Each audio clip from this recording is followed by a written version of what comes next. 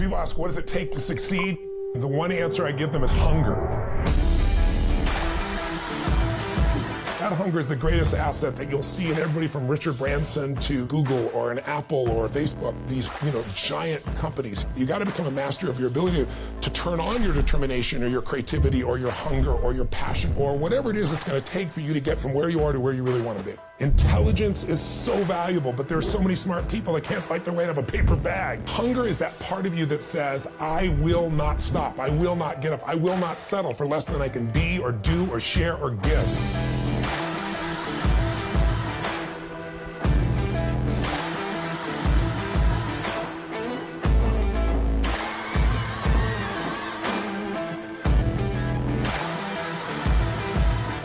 When that kind of psychology can win.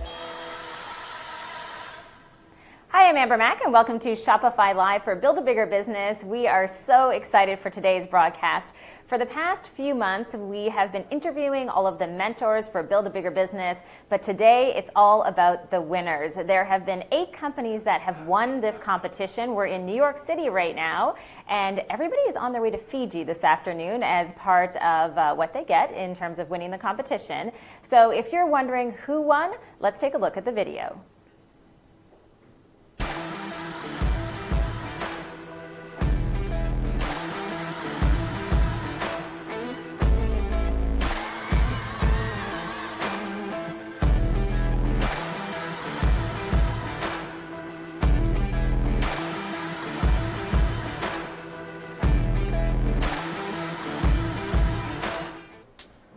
Kindred Bravely is our final winner for this live broadcast, and I have to tell everybody who's watching right now, I've had a chance to chat with the founders of this company and learn about their lives and how they started this business. You were both teachers, and you went out, started a company, you have kids, you have a lot on the go, so I think it's been such an interesting journey. So just for people who are watching, can you introduce yourself and tell them a little bit about your business? Sure. I'm Deeanne Akerson. I'm the co-founder of Kindred Bravely.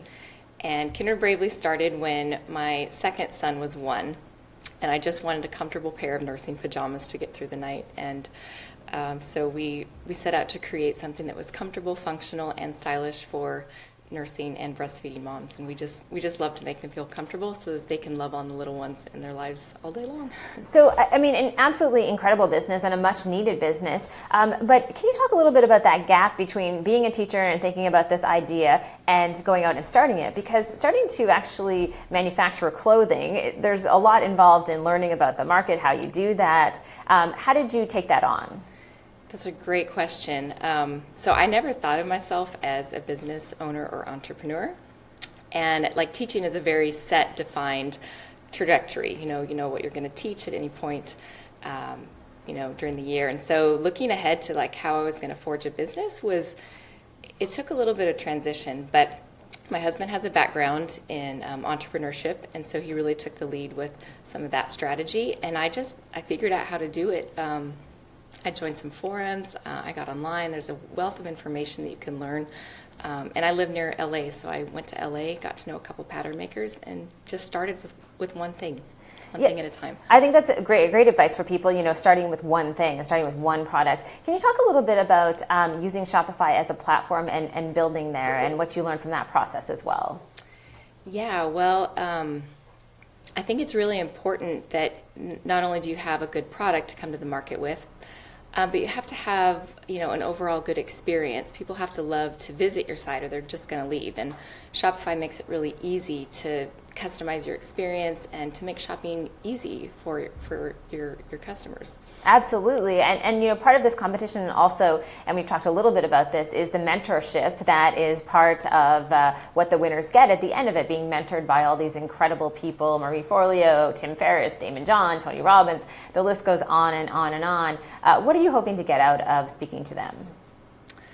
I think all of these people are smarter than me, and they all can speak to different areas of my business right now. If they give just one insight into my business, like who I should talk to next, or an area where I've been kind of neglecting, like even just this morning, listening to our mentor talk about having balance in our lives and achieving it right now. Like each of them are speaking to a different part of our entrepreneurial life, and it's just incredible what each of them are going to speak to. That mentor, of course, is a co-founder of Sidley, Jean-François Bouchard. We did a great interview with him as well, and I always love chatting with him.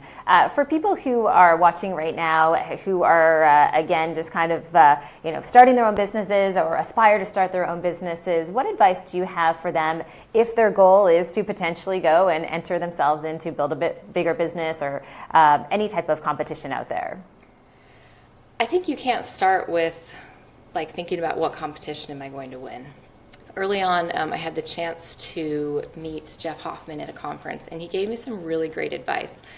He said, you can't fall in love with a product, your product, no matter how good it is, because there's always going to be a better one, a newer one. You have to fall in love with your customers. And I think if you put them first, you're putting that community first, and you really are falling in love with your customers. And I absolutely love moms. I think they are like the best thing about the world, and I love them. I love making products for them. Then the rest of it just comes with it. So you have to have that as your foundation, and then the successes, the chances to win a competition will come. But they'll come, absolutely. Yeah. Well, congratulations, and thank you for everything that you do. Thank you. All right, so I've talked a little bit about mentors for Build a Bigger Business. We've had an amazing few months of interviewing some of these mentors and some really great words of wisdom from there. I just want to show a couple of clips. We have Shark Tank's Damon John. We also have Shopify's Harley Finkelstein, who have some great words of advice for entrepreneurs who are out there and who are wondering what it is that they need to do next. I think the biggest mistake when people go out and look for mentors is to not think about what's in it for the mentor. A mentor may not need money. Let's say somebody like me who really loves protecting animals. I don't want money, so why am I helping you out? But if you go and say, you know what, I'm going to spend 10 hours a week at your favorite shelter and help some of the little animals out there, then maybe I'll consider it. So number one, what's in it for the mentor? Don't just go to somebody and say, give me, give me, give me, give me.